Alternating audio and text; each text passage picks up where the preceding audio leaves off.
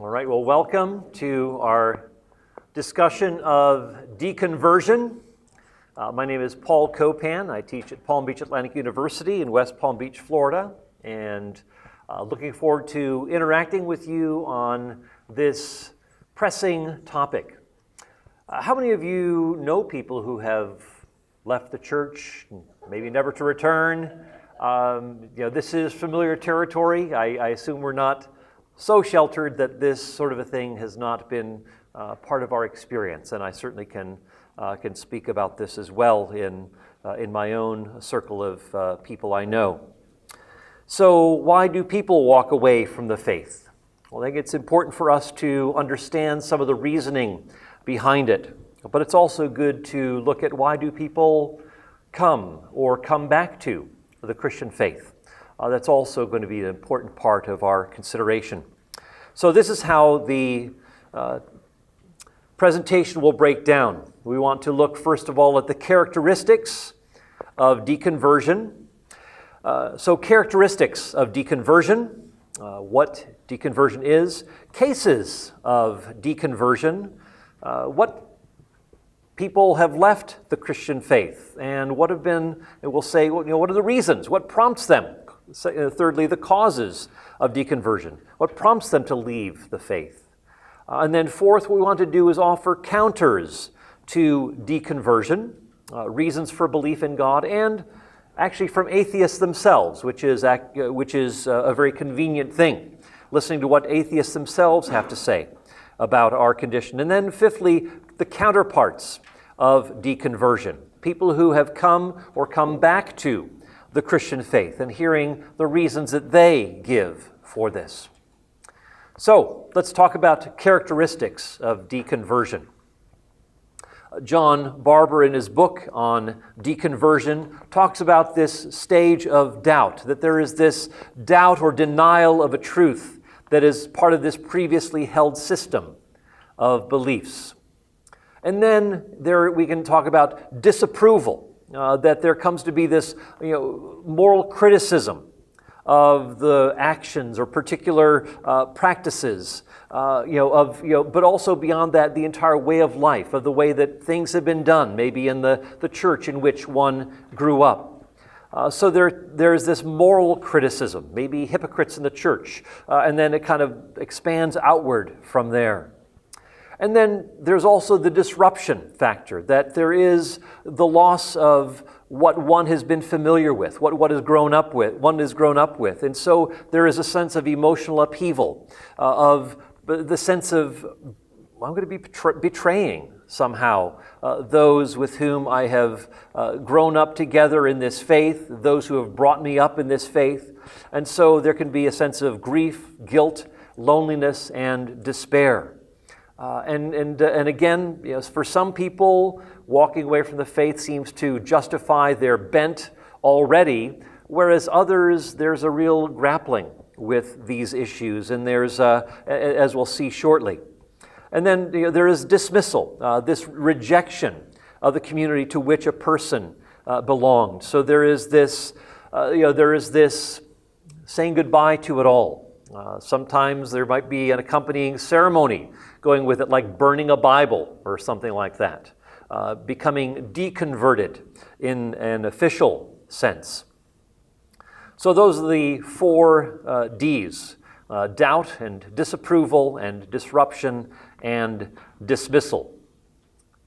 But let's take a look at some specific cases of deconversion. And I've focused on some more of a celebrity status, so to speak, but also others who are less well known, and just wanted to give a range of perspectives on why people have walked away from the faith. This is Ed Babinski, who is a Facebook friend of mine, and sometimes he gets on Facebook and gives me a hard time. But this is what he said as he walked away from the faith. He said, "The arguments that I'd used to defend the faith of Christianity were peeled away from me like the many layers of an onion skin. I put up all the intellectual resistance I could and winced at each layer's removal. I suffered through dark nights of the soul, pondering whether my beliefs might not be too narrow or even wholly false. Imperceptibly, my fears, doubts, and grief blossomed into relief, relaxation, and joy. So there's the shift from this anxiety to relaxation. So that's one example.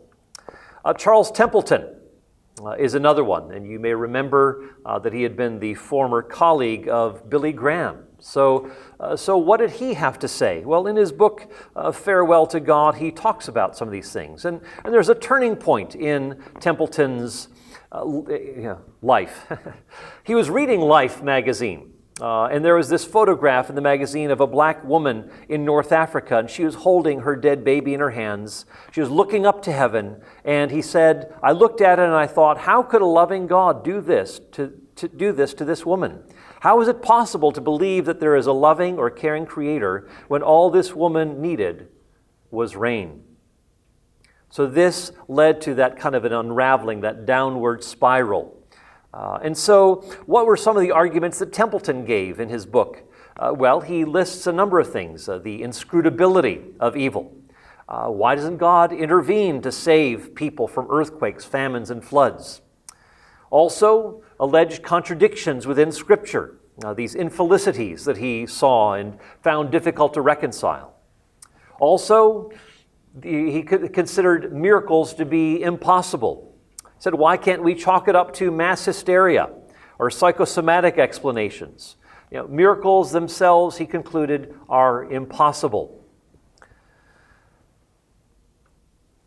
The incomprehensibility of doctrines like the Trinity. He just found, he has a section called The Myth of the Holy Trinity.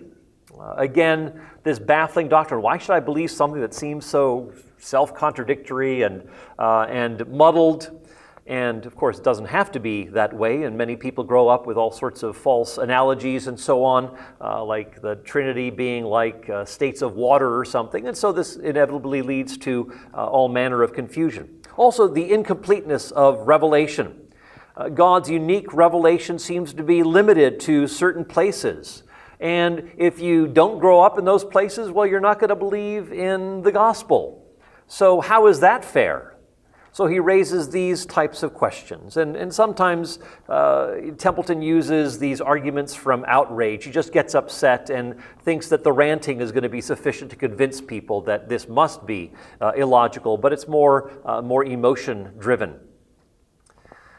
Here's another atheist friend of mine, John Loftus. He's a former pastor. He had studied under William Lane Craig, even.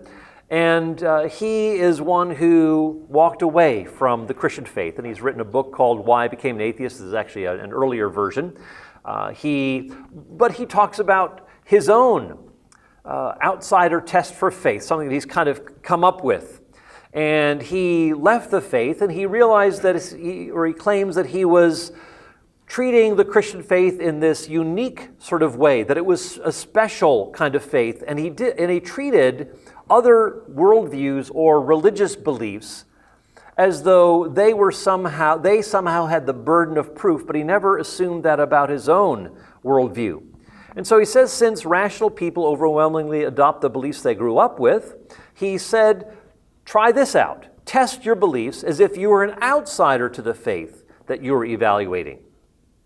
So what does he suggest in terms of criteria to use? Well, he says we ought to assume that reason and science are the way to go, and that blind faith should not guide us in this quest. Also, he said, if you're following this holy book, the Book of Mormon, the Bible, the Quran, he said, assume your holy book has the burden of proof. Don't just accept it as though it's the default position. Assume, he said, human authors rather than divine authors, and see where you get. And I'd say, well, it's not as though these two have to conflict with each other. You can use the human to lead us to the divine. Human words can actually direct us Godward. But anyway, thirdly, C, consistency of treatment. Believers should do to their faith what they do to others' faith or belief. Just flip-flop. And say, well, how would you like it if someone treated your viewpoint the way that you're treating their viewpoint? Are you treating them fairly? Are you following the golden rule? the golden epistemological rule. Here's another, A.N. Wilson, who wrote a biography, a critical biography of Jesus. And he tells about the identity of Jesus as being a Galilean holy man, elevated women and tamped down Jewish nationalistic ambitions. Jesus was killed when he talks about the death of Jesus, but Jesus' brother James was mistaken for Jesus, and word got around. And so James became the leader of the Jerusalem church and so forth. Also, the sources for Jesus, he said, are fictitious and not dispassionately written. And then finally, basically chalks up to Paul the invention of the Christian faith. And again, this is not anything new. It's kind of stock liberal theology here in some ways. But when it comes to, here's someone who grew up in the Anglican Church, and then he said he read C.S. Lewis's Mere Christianity and got all upset when he read about his treatment of the problem of evil. And so he realized that after a lifetime of church going, the whole house of cards had collapsed for me. The sense of God's presence in life and the notion that there was any kind of God, let alone a merciful God, in this brutal and nasty world, it just seemed that it all caved in for him. Well, here's another person, Bill Wichterman, the former special assistant to President George W. Bush. He said, "I lost my faith at an evangelical college." And this is a description someone else wrote. His professors taught the accepted theories in their field, which are typically secular and sometimes explicitly anti-Christian. Yet they did little or nothing to offer an alternative biblical perspective on the subject matter. Bill even met privately with many of his professors, probing them with questions. How do you relate your theological convictions to your academic discipline? To what do you teach in the classroom?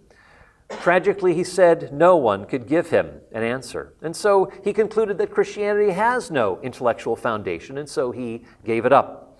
He didn't think that the Christian faith offered any rationally defensible alternative to secular worldviews. So that's Bill Wichterman. Bart Ehrman. He is well known. I'm sure most of you have heard of him, if not all of you. This New Testament scholar, textual critic who attended Moody and Wheaton and Princeton Seminary, where he studied under the noted textual critic Bruce Metzger.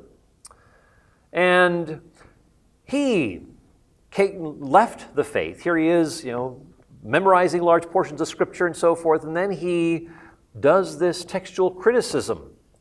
He starts to rethink some things, and he said that some of the New Testament books are forged, that we can't trust their authority, their reliability, based on the fact that they are written in someone else's name.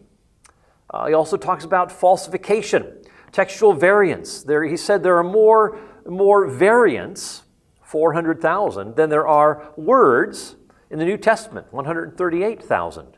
And of course, these differences are often minuscule. That they're not. These are not anything doctrinally altering, but yet he claims that this is a problem, that we have all of these textual variants. Also, fabrication. He wrote a book on how Jesus became God. That the deity of Jesus was the invention of well-meaning followers. And then finally, failure. He talks about how the Bible fails to answer the problem of evil. So these are some of the issues that are raised by, again, a range of people who have walked away from the Christian faith. Well, what causes people? What prompts them to leave the Christian faith? So let's talk about causes of deconversion. And there's this book, Finding Faith, Losing Faith by Scott McKnight. And what he points out there is, first and foremost, this conflict with science. Scott McKnight said, "In my research of stories of those who have abandoned the faith, the scientific evidence is the most common collision point." He says it's not only that Genesis 1 through 11 seems to conflict with science, but the explanatory power of the empirical sciences and hypotheses, that this just seems so much more to be preferred. It has a lot more weight than what doesn't seem all that provable in Genesis 1 through 11. By the way, if you're interested in some of these things, I did co-edit with Tremper Longman and a couple of others, the Zondervan Dictionary of Christianity and Science, so that may be of help on some of these science faith issues. But also, some mention contradictions in Scripture, that they just can't justify what the Scriptures say and the doctrine of biblical inerrancy. Now, I would say here that if a person is struggling with the issue of inerrancy and thinking that he's got to give up everything, the whole thing, well, I think we have to say, well, it's better to give up on inerrancy than it is to give up on Jesus. It's better to stick with Jesus. And there are many people who have been, I'm not advocating this, but I'm just saying that it's not as though you have to create these false extremes or false dichotomies. That a person may reject inerrancy but still may embrace Jesus. And we can talk about folks like C.S. Lewis sorts who could fit into that category. Christian hypocrisy is another reason that is given. Also the concept of hell. How could God allow or send people to be in this state of separation from Him for eternity? The traditional concept of hell seems to be, again, like the picture of a torture chamber, some people will claim.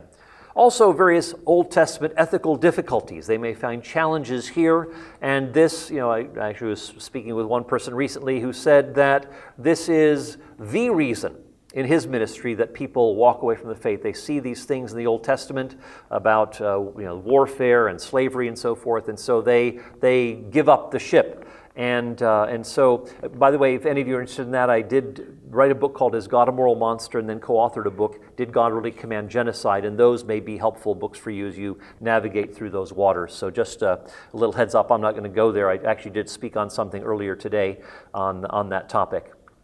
Also, concerns with fundamentalism. And this is another place where I think we just need to be alert to what people have gone through, the emotional pain and trauma of those who have had their doubts suppressed. People are told, just believe the Bible, just keep praying, don't ask questions, etc. And so it creates this huge inner conflict within them. And so that kind of a suppression of doubt is not healthy. I think it's important for us in our churches to create a culture of conversation, a culture of dialogue, allowing our young people, allowing people within the church to ask the hard questions. And we need to rise up and show how the Christian faith addresses these fundamental questions. So let's now move to some of the counters to deconversion. And we'll talk about some of these reasons for belief in God and how actually atheists themselves contribute to assisting us. And I do have another presentation here, and it's called The Naturalists Are Declaring the Glory of God, in which I quote naturalists who help make the case for the Christian faith. So so again, that's also going to be part of my time here as well. But for now, let's just go through some of these things and see where we get. Many naturalists themselves often contribute to the case for God's existence, that the naturalistic worldview can't account for the fundamental features of the universe and of human experiences. And so sometimes the naturalists will actually borrow from a theistic worldview, in a sense, borrow from the furniture that theism, this personal God who creates human beings in His image, creates a world distinct from Himself. That's what we mean by theism. And so there's often this borrowing that takes place. And so what I want to do is unpack how this looks. So let's take, for example, John Barrow and Joseph Silk, astrophysicists who say our new picture of the universe is more akin to the traditional metaphysical picture of creation out of nothing. Again, they're not theists, but it looks like creation out of nothing, Genesis 1:1. For it predicts a definite beginning to events in time, indeed, a definite beginning to time itself. And so they ask, what preceded the event called the Big Bang? The answer to our question is simple: nothing. So they're actually paving the way for us to show how outlandish this is, that being somehow comes out of non-being, that there is nothing and then there is something, without even the potentiality of there being anything, something emerges. Now, some people say, but how can you say that God exists? Because where did God come from? Of course, it's a false question. If we're talking about God, then we're talking about an uncaused being. You see, that question presupposes that everything that exists has a cause. And the theist simply says, well, no, we're simply saying that everything that begins to exist has a cause. Not everything has a cause. And here's another thing. Unless you believe that something can pop into existence uncaused out of nothing, then you will have to believe that something was already there. That we can't simply begin from nothing and somehow end up with something. You have to have something all along the way, something from eternity that brings the universe into being. So, suggesting a personal source. So, God makes more sense in terms of the existence of consciousness, beauty, free will, personhood, rationality, duties, human value, not to mention the beginning of the fine-tuning of the universe. This is hardly surprising, hardly improbable if a good, personal, rational, creative, powerful, and wise God exists. But these phenomena are quite startling and highly improbable if they're the result of deterministic, valueless, non-conscious, non-rational material processes. Francis Bacon said, "A little philosophy inclineth man's mind to atheism, but depth in philosophy bringeth men's minds about to religion." I think there's something to it, and we'll unpack some of that. So let's take a look at some of those challenges that some of those atheists who walked away from the faith have raised. We should take seriously what they have to say.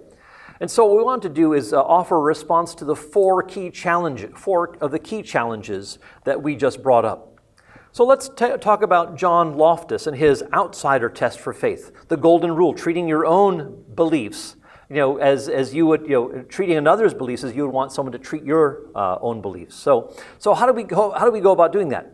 Well, he said, I think we can talk about here, like the naturalists declaring the glory of God, that outsiders are often allies for the faith rather than enemies for the faith. That they often lend support to theism by noting the lack of resources in their own worldview to account for key features of, say, consciousness or rationality, or human dignity and worth, or the beginning and the fine-tuning of the universe. They acknowledge that these things look a lot more theistic than naturalistic. Also, from the very beginning, outsiders were entering the church. It wasn't as though this is just all a bunch of insiders, but Jesus comes on the scene and he's saying something different. He's doing something different. Again, this is shocking to his own followers. And then Gentiles start coming in. These are the ones who don't have exposure to the Christian scriptures, but yet the church is growing. Outsiders are coming in. So again, it's not as though they needed, it's not as though there's some sort of a problem here with what John Loftus is saying. No, we've already got outsiders from the very beginning coming into the Christian faith. Here's Lamin Saneh of Yale Divinity School, who grew up as a Muslim. He said, to a surprising degree, third world Christians or majority world Christians in the language of political correctness are not burdened by a Western guilt complex. And so they have embraced the vocation of a mission as concomitant to the gospel they have embraced. The faith they receive, they must in turn share. Their context is radically different from that of the cradle Christians in the West. Christianity came to them while they had other equally plausible religious options. Choice rather than force defined their adoption of Christianity. Often discrimination and persecution accompanied and followed that choice. So here he is maintaining that the Christian faith came to these people in, say, Africa. They were complete outsiders, but yet they embraced the Christian faith and often were persecuted as a result of it. Outsiders ought to approach the Christian faith as a knowledge tradition in which faith, personal trust, or allegiance isn't contrary or indifferent to evidence. So we need to understand what faith actually is, that faith is something that is in keeping with knowledge rather than just being some sort of a blind leap in the dark. And so when we're dealing with outsiders, they indeed ought to take a look at the Christian faith as not just, I'm just going to take a leap, but rather seeing how this is committed to evidence. It is committed to being in tune with reality, that if Jesus didn't rise from the dead, then there is no Christian faith. Also, outsiders can consider the significant number of scientists who profess belief in God. Here John Loftus says, well, go the route of the rational and the scientific and see where you get. Well, actually, there are a good number of scientists who do maintain their faith. Which brings us to point 2. Elaine Howard Eklund, a sociologist at Rice University, said that nearly 50% of U.S. academic scientists have a traditional religious identity. And even beyond that, a majority of them are interested in spirituality. Now, she says they're usually quiet in faculty meetings and in dialogues, and students often can't tell their professors have faith in God or are spiritual. And she says because of their unwillingness to talk about their own views on religion and spirituality, scientists with faith could be partly to blame for uninformed conversations about religion and science on university campuses. And I've certainly seen this. I was speaking at one university, and someone who is Christian on the science faculty said that if my dean knew that I believed in intelligent design, I wouldn't get tenure. So those are the sorts of things that are often taking place on university campuses. So you can see how those tensions, seeming tensions, emerge. Thirdly, problems with inerrancy. And again, I mentioned C.S. Lewis.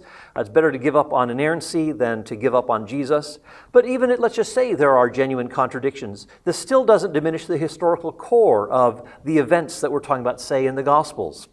Think of the sinking of the Titanic in 1912. Well, witnesses were divided about whether or not the ship broke in two before it sank. It did break in two, but this discrepancy doesn't undermine the fact that the Titanic did indeed sink. Also, we can begin by looking at the Scriptures as historical, not specifically as a holy book. In fact, Gary Habermas argues that if you have only 1 Corinthians and Galatians, which are the undisputed letters of Paul, we have a powerful witness for the bodily resurrection of Jesus, even if we don't take these as inspired. No scholar is going to deny that Paul wrote 1 Corinthians and Galatians, but here we have important facts related to that first Easter and how Paul goes, for example, in Galatians to Jerusalem, meets with these pillars and so forth, and no doubt investigates. The word, hystereo. There's this historical investigation is taking place that Paul is undertaking in Jerusalem. So that's yet another thing. Fourth, what about the problem of evil? This is often raised, and I would say that the atheist key argument against God actually becomes more difficult without God. GK Chesterton said, when belief in God becomes difficult, the tendency is to turn away from him, but in heaven's name, to what? So yes, there is a problem of evil. Well, one, every worldview actually has to deal with the problem of evil. It's not as though it's just the Christian's burden. Every worldview has to give an account for it. The question is, which worldview does a better job of making sense of the problem of evil? Which worldview has better resources for addressing the problem of evil?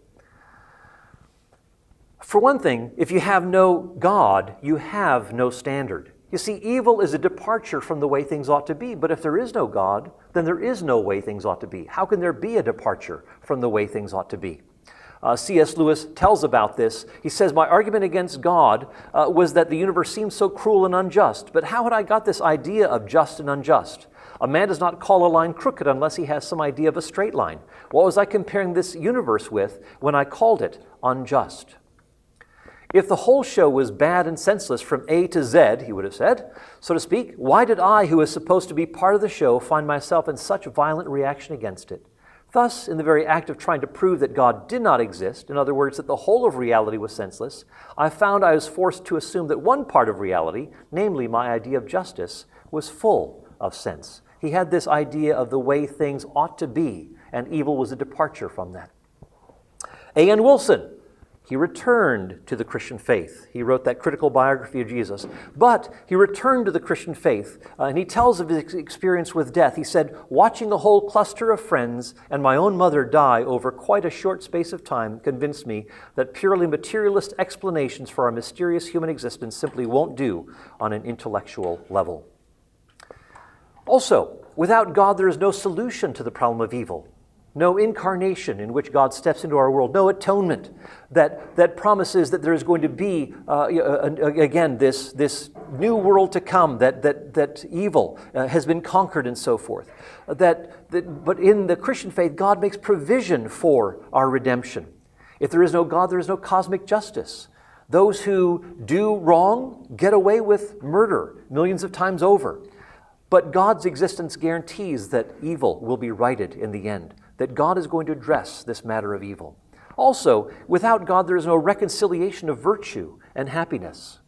Mother Teresa's self-sacrifice for Christ's sake, while she felt far from God, as her letters reveal, are not going to yield to this joy or ultimate happiness if there is no God. And again, that's an absurdity. A lot of atheists talk about being virtuous for virtue's sake, but yet fundamentally, when that virtue is not coupled at some point, at some time, with a fulfillment or a realization of that for which we're striving, then this is a fundamental absurdity.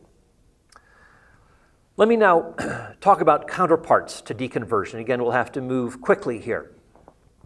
People who have come back to the Christian faith. We've already mentioned A.N. Wilson. How many ways are there to God? And again, we're not talking about multiple pathways to salvation, but when it comes to how people find their way to God, Joseph Cardinal Ratzinger said, as many ways as there are people. So in other words, we all have our own particular journeys. We're wired in certain ways, and there may be particular ways in which we can find our path to God in light of how God has wired us. So let's look at some of these stories of atheists who have deconverted from atheism to faith in God, and we can, I think, find some illuminating factors involved in their turnabout. And so I'll mention some of these things: the aesthetic and literary, philosophical and scientific, the re-enchantment of the world, the Christian community, the impact of the Christian faith in history, and the powerful figure of the historical Jesus. Now, I'm condensing a lot of material here, and so we'll just be patient with me as I kind of blitz through this, but again, I'm happy to make this available to any of you who asks about the PowerPoint, so just don't hesitate to drop me a note. So the aesthetic and the literary. Holly Ordway, she said, I found that, a PhD in literature, she said, I found that my favorite authors were men and women of deep Christian faith, C.S. Lewis and Tolkien above all, then the poets Hopkins and Herbert and Donne and others. Their work was unsettling to my atheist convictions. C.S. Lewis found that to be the same way as he read George MacDonald. A young man who wishes to remain a sound atheist cannot be too careful of his reading. There are traps everywhere. God is, if I may say it, very unscrupulous. Philosophical and scientific supports. Edward Feser, who left the Catholic faith and then returned 10 years later. He said that he had learned a little philosophy, but then when he learned more philosophy, he realized that those arguments for God's existence were actually pretty good. He says in later years, at least in my own case, I would come to see that statement by Bacon, Francis Bacon, is true. There's the philosopher Antony Flew, probably the world's leading atheist in his heyday. He abandoned atheism and embraced belief in God because it was supported by recent scientific discoveries. And his dictum was to follow the evidence wherever it leads, and these were the evidences: the beginning of the universe, the Big Bang, the fine-tuning of the universe, the complexity of biological life. All of these he found persuasive. Again, he talks about some of these things. I'll just have to skip that. Bill Wichterman, back to him, that lawyer who walked away from God.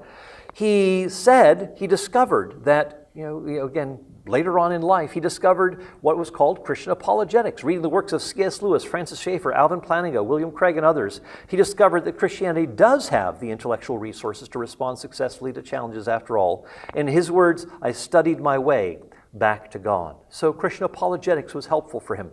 Alister McGrath, he said, atheism, I began to realize, rested on less than satisfactory evidential basis. The arguments that had once seemed bold, decisive, and conclusive increasingly turned out to be circular, tentative, and uncertain. Here is someone who has doctorates in molecular biophysics and also theology. Here's another thing that I think is really important for us to capitalize on, and especially I think in cultures where the kind of the secularism is prevalent. I have a daughter who lives in Paris, another daughter who lives in Madrid, and they have found this to be the case. The kind of the presumed secularism, the presumed scientific worldview that dominates, and what I think we need to do is look at those who have actually been disenchanted with the scientific worldview that strips away our humanity, that strips us of free will, that strips us of imagination, that turns us into molecules in motion, that we have no value, we have no real choice in any way. What people like Lewis and Tolkien and others have done is try to remind us of who we are as human beings, and that if we simply follow the deliverances of science, we are going to end up denying the very fundamentals of who we are as human beings, the things that we know to be true. We carry guilt, and we need forgiveness. We bear shame for things that we've done. We are those who are in need of identity, of finding proper identity, of significance and security, of meaning and so forth. Science can't give us any of that. Science tells us to deny that we have dignity and worth. Science tells us to deny that we have no moral duties. Science tells us to deny that we have moral duties. Science tells us that we are fundamentally molecules in motion. Well, that's, if we take that scientific view, that's where we'll end up. And so I like what C.S. Lewis said, I believe in Christianity as I believe that the sun has risen. Again, former atheist, not only because I see it, but because by it I see everything else. The Christian faith brought illumination to all these facets of what he knew to be true about his own humanity. And so that's why C.S. Lewis was so definitive and clear about following a kind of common sense understanding of who we are as human beings. Not to deny those things that seem so obvious to us because, I've got to do so because science tells me to do that. No, he is saying, no, we need to stick with those things that are fundamental, that are inescapable about the human situation, about the human condition. GK Chesterton made the same sort of case that it all fits. This Christian faith fits like a suit that in every crease, everywhere, it just fits perfectly. A.N. Wilson, again, talks about how, the language of love and music are two, he talks about these phenomena that suggest that human beings are very much more than collections of meat. So again, that's yet another area that we can talk about. Let me just mention the community of Christians. Paul Moser, and again, good exhortation for us. Our lives are to be the personifying evidence of the divine reality. And when that's the case, people are drawn to it. Bill Alston, a noted philosopher, world-class philosopher, said that his coming to the Christian faith was actually through the church where he started to experience the reality of God. It wasn't through philosophical arguments, but it was through experiencing the presence of God in the midst of his people that really drew him to the Christian faith. And so he said that the church is a living and not a dead teacher. And he said that pretty much sums it up for me. I'm a Christian because I was in the Christian church that I came to discover the presence and activity of God in my life. The impact of the Christian faith in history. I do a lot of talks on this and talking about Jesus-shaped cultures and so forth. Again, I'll have to be brief here, but the Canadian Broadcasting Corporation journalist Brian Stewart says that he's found, again, he had been an atheist, but his work in journalism led him to conclude that wherever the worst hellholes in the world were, he went there, and what he did was he found Christians there before the camera lights were there and long after the camera lights left. And he said, whenever I want to find all these front lines of what's happening, and he said, I want to go to where those Christians are. So he said, I had come to this admiring view slowly and reluctantly at the start of my career. I'd abandoned religion, for I considered it a tiresome irrelevance. But he says, he says, ultimately what persuaded me otherwise, and I took a lot of persuading, was the reality of Christianity's mission, physically and in spirit, before my very eyes. So that's Brian Stewart of the CBC. Rodney Stark, I actually wrote him a letter. He had been claimed, Baylor University, noted sociologist, said that he had been, he was an agnostic back in 2006. I wrote to him in 2011. I said, where do things stand now? He said, well, I basically wrote myself into the Christian faith. He had seen the impact of the gospel in history. And so this was something that persuaded him about not just how the Christian faith makes rational sense, but he actually saw how the Christian faith was actually working itself out in history, in culture, transforming people's lives. And also the powerful figure of the historical Jesus. And I know I'm going over time here. Let me just finish with with a response to Bart Ehrman here. Michael Bird, who grew up as an atheist, now a New Testament scholar and committed evangelical, he said, Bart Ehrman's narrative suggests that the more educated you are, the less likely you are to believe. My life proves otherwise. I've got my own deconversion story to match his. Some have great confidence in skeptical scholarship, and I once did, perhaps more than anyone else. If anyone thinks they are assured in their unbelief, I was more committed. Born of unbelieving parents, never baptized or dedicated, on scholarly credentials, a PhD from a secular university. As to zeal, mocking the church. As to ideological righteousness, totally radicalized. But whatever intellectual superiority I thought I had over Christians, I now counted as sheer ignorance. Indeed, I count everything in my former life as lost because of the surpassing worth of knowing the historical Jesus, who is also the risen Lord. For his sake, I have given up trying to be a hipster atheist. I consider that old chestnut pure filth in order that I may gain Christ and to be found in him. Not having a CV that will gain me tenure at an Ivy League school, but knowing that I've bound myself to Jesus, and where he is, there I shall also be.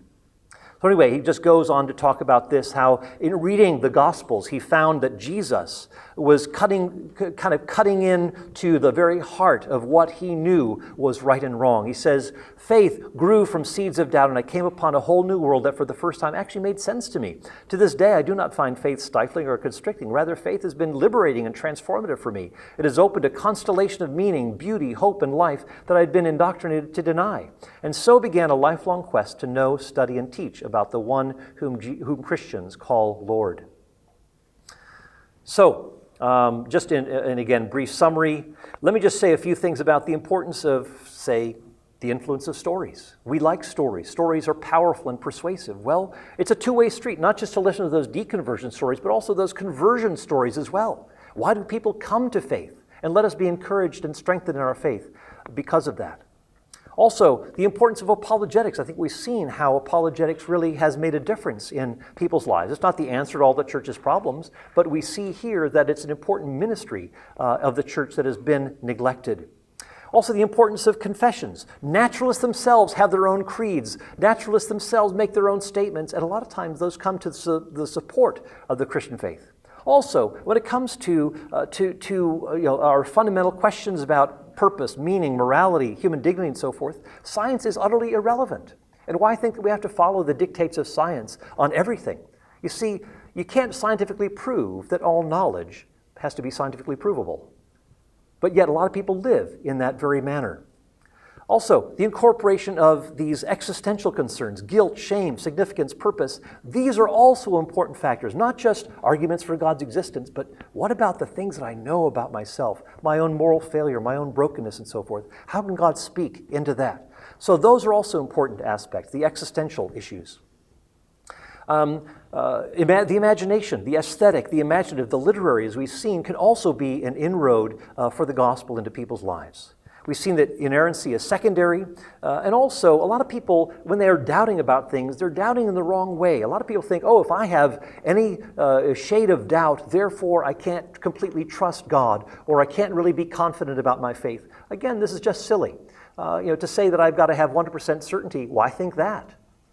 I mean, you all could be just an illusion here. Well, that bumps it down considerably. If you're just an illusion, well, let's say it's 98% confidence, about my belief. No, we can talk about having confidence in our beliefs. And in fact, if you insist that you have to have 100% certainty about, in order to qualify something as knowledge, well, how do you know with 100% certainty that knowledge requires 100% certainty? In fact, isn't it possible that you can say, oh, I'm 100% certain about that, and then the next day you find out you're dead wrong? So that sense of 100% certainty only tells you about your psychological level of confidence, but it doesn't actually match up with the reality outside of us. So the question is, can we move forward plausibly? Can we move forward confidently with these sorts of things about the resurrection or the beginning of the universe and so forth? Anyway, I'm going to, just one more thing, that we will, the inescapability of privileging. Notice how a lot of people will place their their rejection of God, they'll base it upon certain maybe negative experiences that they've had. Maybe I was abused as a child, or maybe there are hypocrites in the church and so forth, and that becomes the privileged position, and by which everything else is judged. But again, we have to keep in mind that the will or the intention is involved here. Why am I privileging this over, say, against what God has revealed for us in Jesus Christ? That God has so loved us and given himself for us so self-sacrificially. Why should my limited experience trump this greater picture of what God has done for us through Jesus Christ? So again, what we can do is kind of challenge people who are kind of privileging one slice of experience over against a much larger picture.